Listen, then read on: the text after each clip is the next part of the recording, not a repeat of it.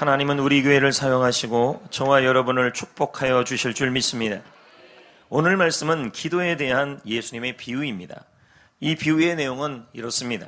어떤 도시에 재판관이 한 명 있었습니다. 근데 이 재판관은 하나님을 두려워하지 않고 사람을 무시한 사람이었습니다. 그런데 여인이 한 명이 등장합니다. 그 여인은 과부였습니다. 당시 과부는 왜 예수님이 이 비유에 과부를 넣었을까요? 당시 과부는 힘없고 무력한 존재였고 불쌍한 사람이었습니다. 지위도 보장되어 있지 않았고 경제적 능력도 매우 미약했습니다. 이런 상황에 이 여인에게 위기가 찾아온 것입니다. 본문에는 원통할 일, 원한이라고 표현하고 있습니다. 억울한 일, 원통한 일을 당하고 있는 것입니다. 그녀는 위기 위에 위기, 겹겹 위기를 당하고 있었습니다. 그래서 이 재판관에게 찾아갑니다. 자신의 원통함과 억울함을 해결해달라고 합니다. 결국 재판관은 과부가 자신을 번거롭게 했다는 이유 때문에 그녀의 원통함과 억울함과 그녀의 소원을 해결하여 줍니다. 예수님은 이 비유를 통해 기도의 중요성을 말씀하고 있었던 것입니다. 그러면 오늘 말씀을 통해 하나님께서 이 시간에 저와 여러분들에게 일주일 동안 붙잡아야 될 말씀이 뭐냐는 거예요.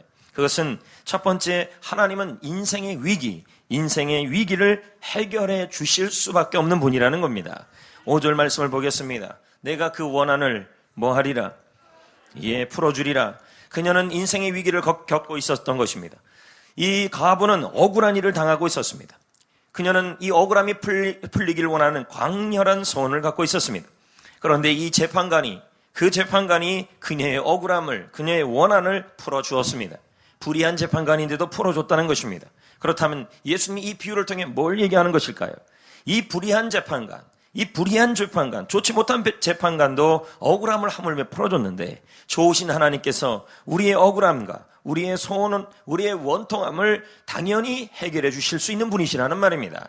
7절 말씀은 이것을 다시 한번 말씀하는 것입니다. 하물며 하나님께서 그 밤낮 부르짖는 택하신 자들의 원한을 풀어주지 아니하겠느냐? 그들에게 오래 참으시겠느냐? 바른 성경은 이렇게 해석합니다. 하나님께서 택하신 자들의 억울함을 풀어주지 않고 그들을 오래 버려두시겠느냐? 여기서 택한 자들은 바로 우리를 말하는 것입니다. 하나님을 믿는 사람들, 하나님의 자녀, 저와 여러분을 뜻하는 것입니다. 원한은 뭡니까? 억울하고 원통한 일을 당하여 마음속에 원망과 한이 응어려진 마음이 바로 원한입니다. 과부의 강렬한 소원이 있다면 이 원한, 이 원통함, 이 억울함이 해결되는 것이었습니다. 이와 같이 하나님은 우리의 억울함을, 여러분의 소원을, 여러분의 인생의 위기를 반드시 풀어주시고 반드시 이뤄주시고 반드시 해결하여 주시는 분이신 것입니다. 왜요? 하나님은 나의 하나님 아버지이기 때문인 것입니다. 얼마 전 텔레비전 프로그램 하나를 잠깐 봤습니다. 저는 그거 보면서 여기서 막 응어리가 올라오는 것 같았습니다. 분노. 뭔 내용인데요? 중3짜리 딸하고 엄마가 같이 프로그램에 나왔습니다. 근데 둘 다 이런 것입니다. 엄마가 이기적이래요. 엄마는 딸이 이기적이래요. 말이 되는 소리입니까, 여러분? 뭔 딸하고 이걸 싸웁니까? 제가 보니까 엄마가 이기적이었어요. 객관적 평가였습니다. 엄마는 중3짜리 딸에게 끊임없이 요구를 한 것입니다. 이 딸은 엄마를 대신하여 늦은 막이면 애는 왜 또 나가지고 애를 낳았어요. 할렐루야.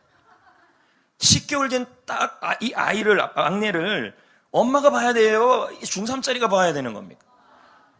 당연한 걸 갖고 엄마는 이기적이래요, 얘가요. 왜? 엄마를 편의를 안 봐준대요. 그래서 들어보니까 엄마는 또 공감이 돼요. 엄마가 5시까지 장사를 해요. 뭘 어쩌라고요? 그러면 돌아와야 될 거 아니에요? 컴백 홈. 안 돌아와요.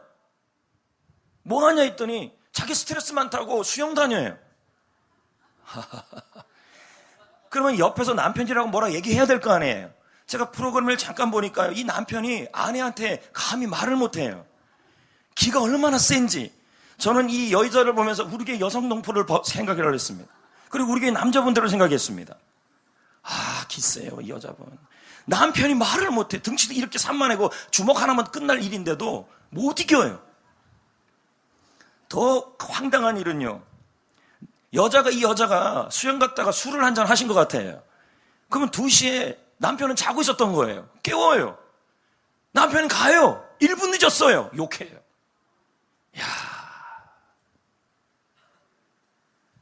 여자분이 너무 기가 세요. 남편이 숨을 못 쉬어요. 근데 숨은 더 못 쉬는 게 이 아이예요. 이 중3짜리 딸은 계속 엄마가 자기의 희생만 강요한다는 거예요. 엄마가 이렇게 힘드니까 스트레스 많으니까 네가 편의를 봐라. 엄마는 밤늦게까지 영화 활동을 하고요.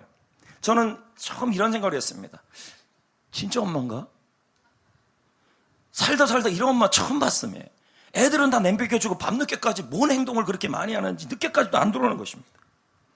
근데 이런 엄마도요. 제가 이제 이걸 가만 보면서 보니까 이 엄마도 딸이 학교에서 억울한 일을 당한 얘기가 거기 나오더라고요.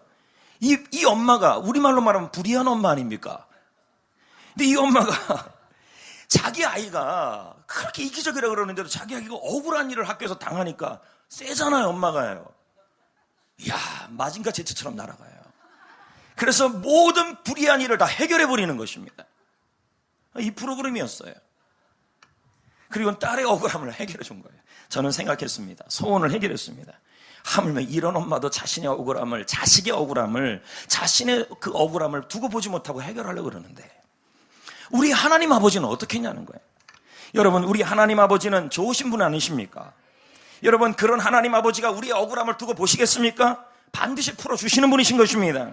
예레미야가 3장 59절을 말씀합니다. 여호와여, 나의 억울함을 보셨사오니 나를 위하여 원통함을 풀어주옵소서. 현대인 성경은 해석합니다. 내가 당한 일을 주님이 보셨으니 나의 억울한 문제를 해결하여 주옵소서. 하나님은 나의 억울한 일 당하는 것을 다 보신다는 말입니다. 내가 당하는 억울함을 보시고 하나도 빠짐없이 다 기억하고 기록하고 계시다는 말입니다. 사업상 거래에서 상대방에게 속아 많은 돈을 날릴 수 있습니다. 얼마나 억울합니까? 믿었던 친구에게 배신을 당합니다. 너무 원통합니다. 열심히 일을 하고 있는데 아무도 날 알아주지 않아요. 정말 열심히 살았어요. 잘 살았는데 갑자기 병이 와요. 이거 얼마나 원통하고 억울합니까? 회사에서 나도 열심히 일하는데 나만 빼고 다 승진해요.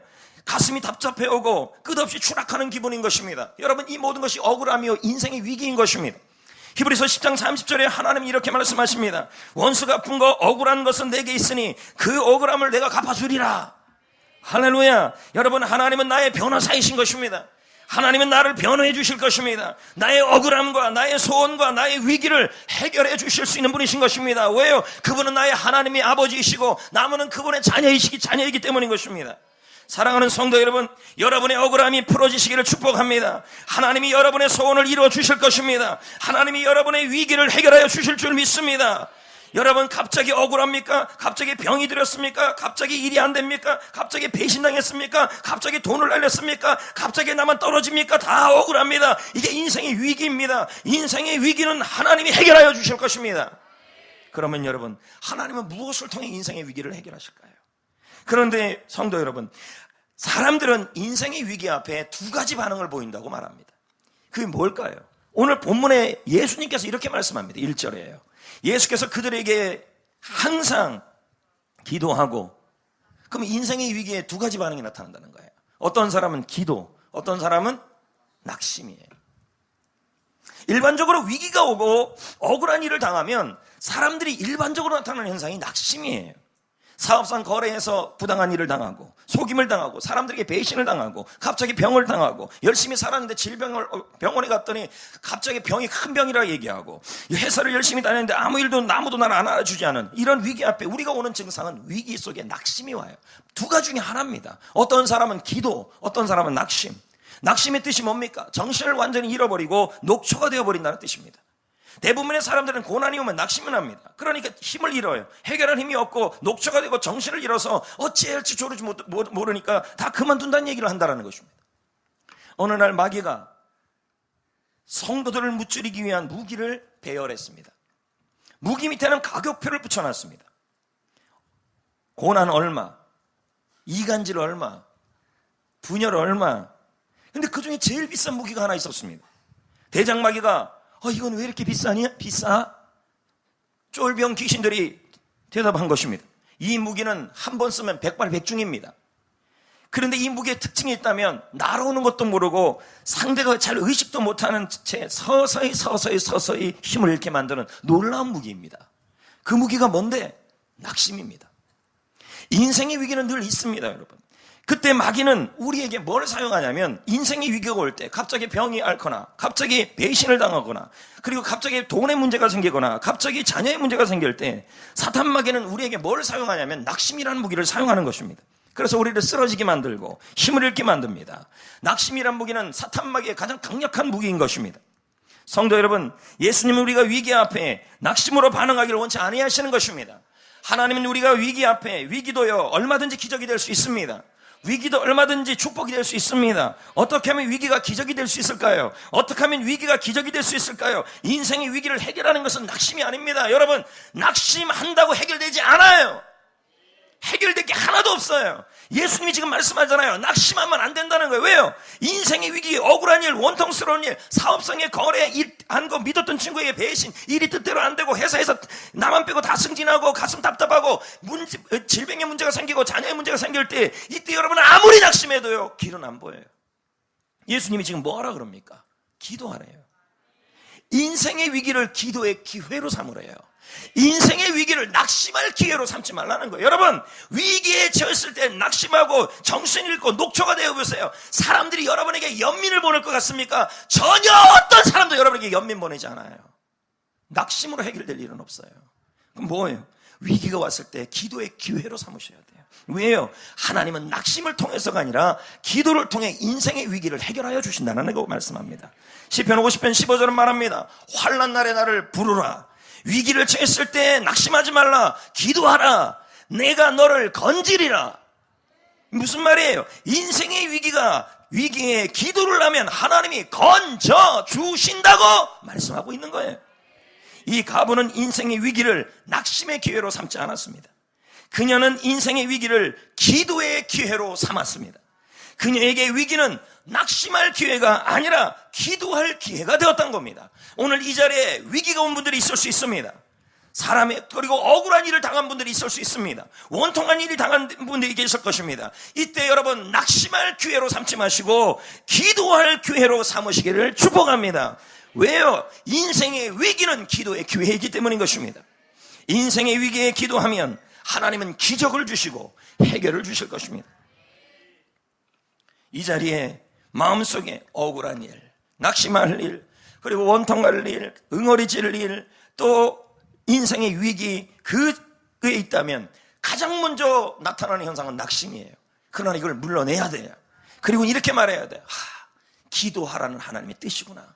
기도해야 될 때구나. 기도하란 날에 나를 부르라. 내가 너를 건지리라 하시지 않았느냐.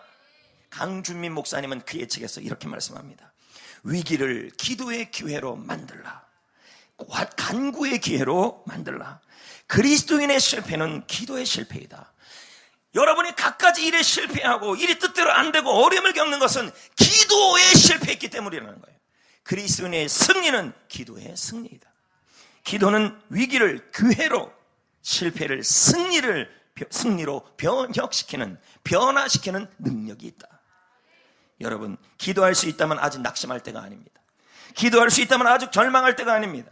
기도할 수 있다면 아직 희망이 있는 것입니다. 왜냐하면 하나님은 기도를 통하여 인생의 위기를, 여러분의 억울함을, 여러분의 원통함을 해결해 주실 수 있는 분이시기 때문입니다. 혹시 이 자리에 억울하고 원통하고 위기 속에 있다면 누워서 원통하다 하면서 머리 싸매고 낙심해 보세요. 아무런 길도 열리지 않을 것입니다. 그러나 여러분, 이 위기 속에 기도의 기회를 삼고 기도하고 있다면 여러분은 위기가 기회로 바뀔 것입니다.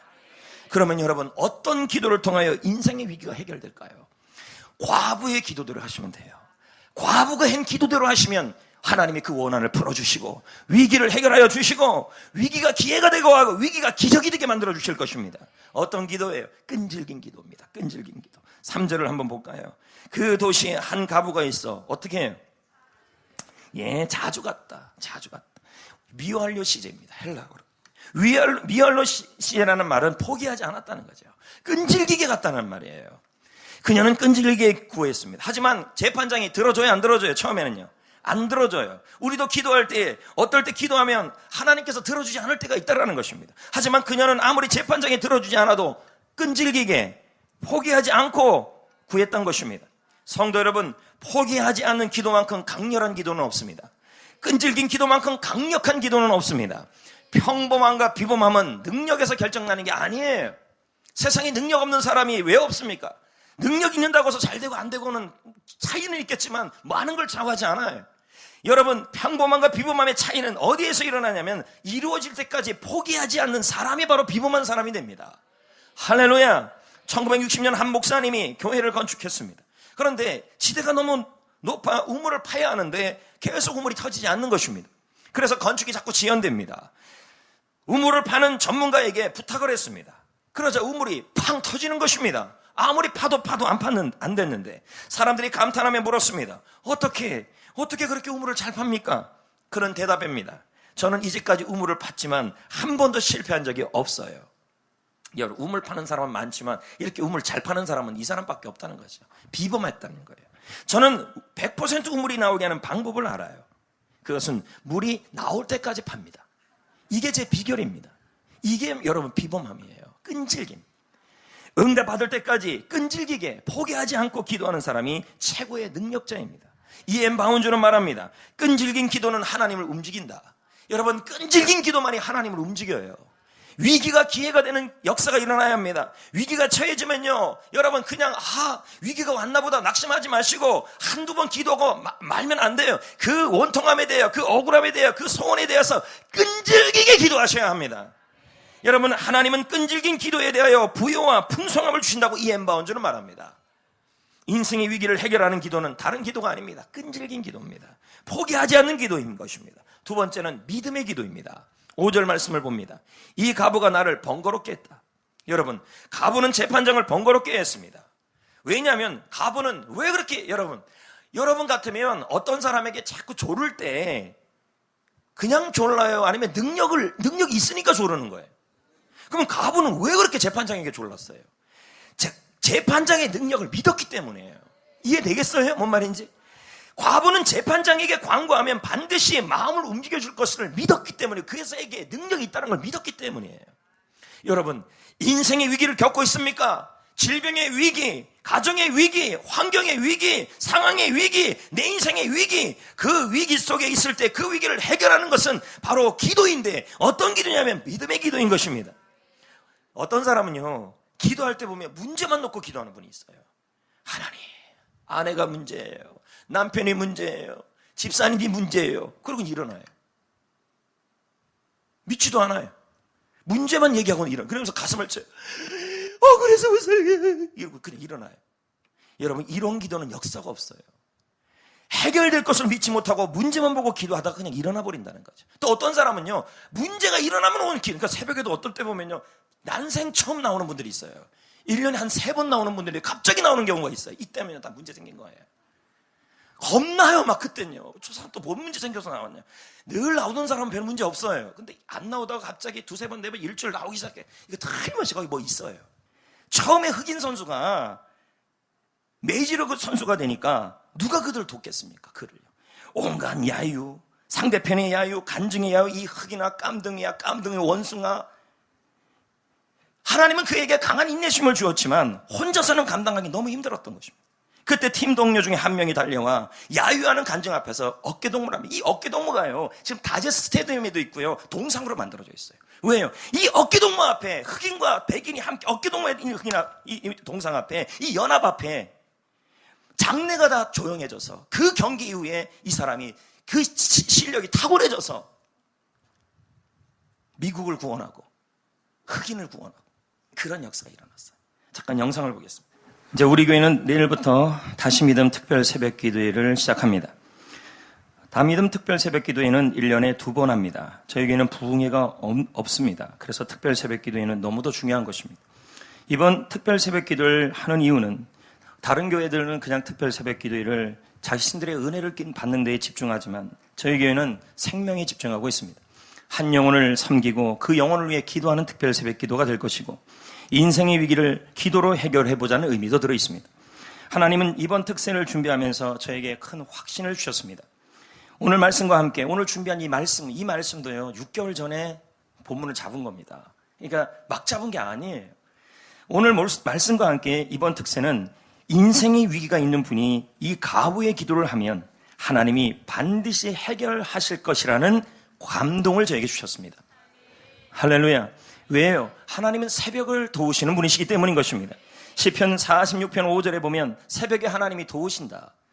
하나님은 새벽에 도와주시는 분이시고 새벽에 하늘의 만나와 새벽에 하늘 여리고성을 새벽에 홍해를 가르쳐 주셨던 분이신 것입니다. 여러분, 새벽 시간은 하나님이 강력하게 역사하는 시간인 것입니다. 하나님이 이번 특세에 응답을 준비하고 있습니다. 하나님은 이번 특세에 인생의 위기를 해결하여 주시려고 하십니다. 하나님은 이번 특세에 여러분의 소원을 이루어 주실 것입니다. 그러기 위해서 인생의 위기를 낙담의 기회로 삼지 마시고 기도의 기회로 삼아야 할 줄 믿습니다. 이번 특세는 6일간 진행됩니다. 짧다면 짧고 길다면 깁니다. 6일 특세 동안 한번 끈질기게 참여하여 마치 갑옷처럼 끈질기게 포기하지 말고 6일 전체를 개건해 보십시오. 첫날은 거의 다 잘 나옵니다. 그러나 이제 이틀 지나가면 서서히 떨어져 나가는 걸 봅니다. 여러분, 끈질기게 기도하셔야 합니다. 인생의 위기 앞에 6일을 다 들이셔야 하는 것입니다. 이번 특세에 반드시 하나님의 응답이 있음을 믿고 기도하시길 축복합니다. 예를 들면 이런 겁니다. 목사님은 앞에서 하나님께 확신을 갖고 이번에 분명히 하나님이 인생의 위기와 놀라운 일을 이루어 주실 것이라고 저한테 확신을 줬는데 이미 이 말씀을 듣는 여러분은 마음속에 이런 말씀이 들은 것입니다. 설마, 뻥, 그럴 리가, 혹시나. 여러분, 이에서 무슨 역사가 있겠습니까? 주의 종에게 괜한 마음을 하나님이 주시겠습니까? 제가 하나님께 확신을 얻었다면 여러분도 믿음으로 참여하셔야 하는 것입니다. 기대하면서요, 이번에 위기를 한번 해결해보자. 또 한 가지는 누가 왔는지 안 왔는지 늦게 왔는지 관심 다 버리세요. 여러분, 특세하면요, 이런 은혜로운 장소는요, 사람 때문에 시험 들기가 제일 좋습니다. 운전하다가 왜 운전 늦게 와요? 뭐 이런 얘기들 많습니다. 운전하는 사람에게도 감사하게 여기셔야 돼요. 무슨 조수는 아니잖아요. 예? 오직 하나님께만 집중하셔야 돼요. 그리고 아까도 말했지만 구체적 소원을 가지고 오셔야 돼요. 기도 제목 카드 있잖아요. 그거 꼭 기록하세요. 제가 말씀드립니다. 순종하지만요, 큰 거 순종하려고 하지 마세요. 자그마한 거 부탁하는 것부터 순종하셔요. 하나님, 제자도의 핵심 본질은 뭔지 아십니까? 순종입니다. 하나님은 순종하는 자에게 은혜를 부어주시는 거예요. 구체적으로 한번 써주시고요. 그리고 소원을 날마다, 이번 우리 특세는 매번과 똑같이 해피코스 헌금을 합니다. 이 예물은 오직 해피코스 게스트를 위해서 다 쓰여질 것입니다. 생명 살리는데요. 여러분, 그 봉투에다가 소원의 기도 제목을, 소원을 날마다 많이 드리든 조금 드리든 중요한 건 꾸준한 게 중요한 거예요. 영혼 구원을 위한 예물을 다 드려주시면 제가 그거 갖고 기도합니다. 할렐루야. 이번 특세에 그렇게 해주시고, 또 한 가지는 연합의 기도를 드려야 합니다. 혼자만 오지 마시고 셀 리더들은 셀원과 함께, 셀원은 셀 리더와 함께 연합해 주셔야 합니다. 이 모든 기도에 바로 위기가 해결되는 기도가 되는 것입니다. 지금 셀별로 이렇게 앉게 돼 있잖아요. 그러면 셀 리더만 앉아 있거나 셀 리더가 셀원들이 참여하지 않으면 이것만큼 낙심할 일이 없습니다. 그러니까 셀 리더들이 하는 말이 그런 말 아닙니까? 셀 리더 하기 싫다고, 셀원들이 말 안 들어갖고 너무 힘들다고. 여러분들 다 바쁜 걸 알지만 인생의 위기는 같이 할 때 해결되는 것입니다. 연합해 주시고 함께 해 주시길 부탁드립니다. 물론 새벽 기도를 해보지 못한 분들은 부담스러울 수 있습니다. 직장에 다니는 분들, 늦게까지 사업하고 장사하는 분들도 있습니다. 학생들은 늦게까지 공부할 수도 있습니다. 그럼에도 불구하고 인생의 위기를 해결하셔야 하는 것입니다. 기도에는 방법이 없습니다. 여러분, 절망해서 위기가 왔을 때 낙심해서 머리 싸매고 근심한다고 해결되지 않아요. 이번 6일은 바로 그 위기를 해결할 수 있는 절호의 찬스예요. 아멘. 고 하영조 목사님은 말씀합니다. 새벽 기도에 꼭 나오시기를 바랍니다.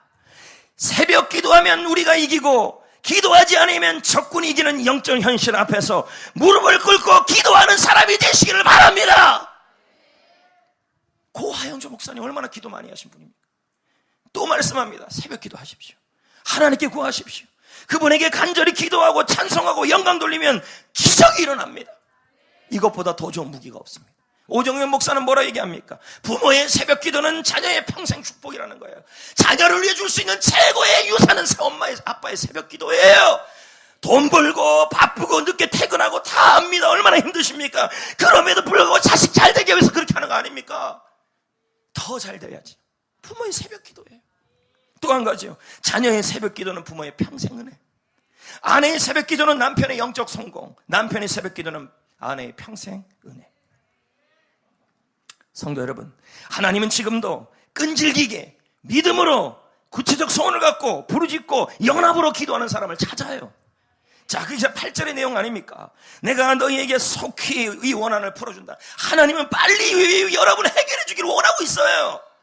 여러분의 위기, 여러분의 고통, 여러분의 억울함을 지금 더 해결해 주고 싶어 해요. 그런데 어떤 사람이요? 인자가 올 때 세상에 믿음을 보겠느냐? 이 말이 뭘까요? 끈질기게 믿음으로 구체적으로 부르짖고 하는 그 사람을 지금 찾고 있다는 말이에요. 그런 사람이 없으니까 해결이 안 된다는 거예요. 낙심만 하고 있으니까요. 이제 말씀을 맺겠습니다. 진재형 목사는 말합니다. 고난의 이유보다 더 중요한 것은 고난이 왜 나에게 왔느냐, 그 이유보다 더 중요한 게 있다는 거예요. 그게 뭘까요? 그 고난에 대한 나의 반응이라는 거예요. 고난은 피할 수 없어요. 위기도 피할 수 없어요.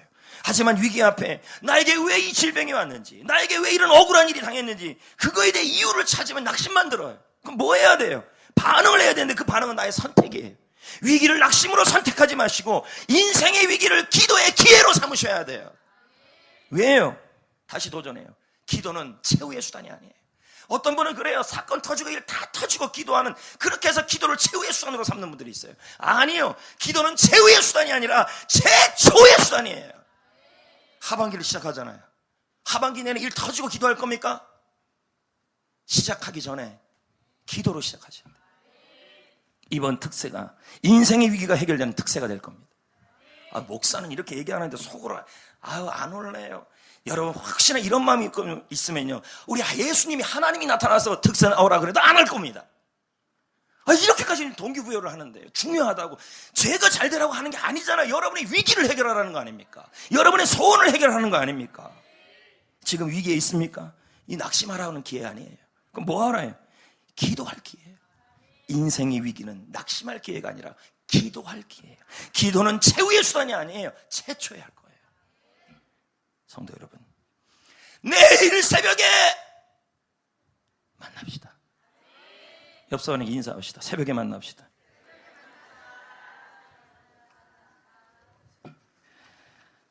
이렇게 얘기했는데도 벌써 마음속에 나는 아니야, 나는 아니야. 나중에 일 터지고 사건 터지고 깨지고 부셔지고 관란 일어나고 말 더 못하겠어요. 그러고 나서 나중에 울면서 기도하지 마시라고요. 미리 하십시오.